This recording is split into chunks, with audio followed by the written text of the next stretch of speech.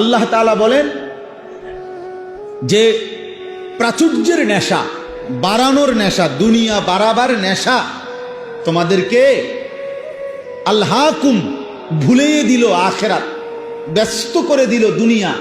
আল্লাহ বলেন শুনো, এই দুনিয়া বাড়াইবার নেশা, দুনিয়ার চাহিদা পূরণের নেশা, এই নেশায় আখিরাত ভুলে গেলে, দুনিয়াতে ডুবে গেলে তো মনে রাখো এই অবস্থাতেই একদিন হাত্তা জুরতুমুল মাকাবির, একদিন তোমরা কবরস্থানেই পৌঁছবা। পৌঁছবে কিনা?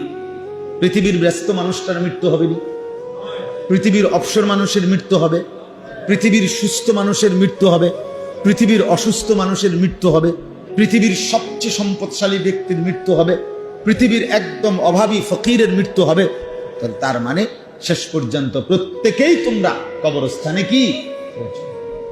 আল্লাহ তাআলা বলেন সেই কবরস্থানে যখন পৌঁছবে আমি আল্লাহ ওয়াদা দিলাম, কাল্লা সাউফা তা'লামুন, অবশ্যই তোমরা জানতে পারবে।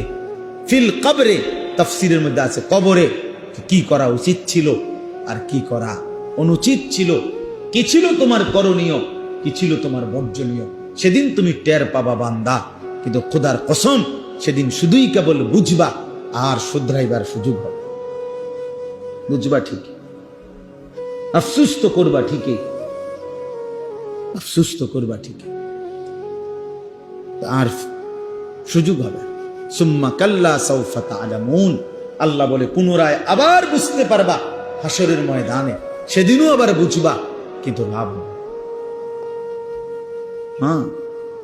লাভ হবে না।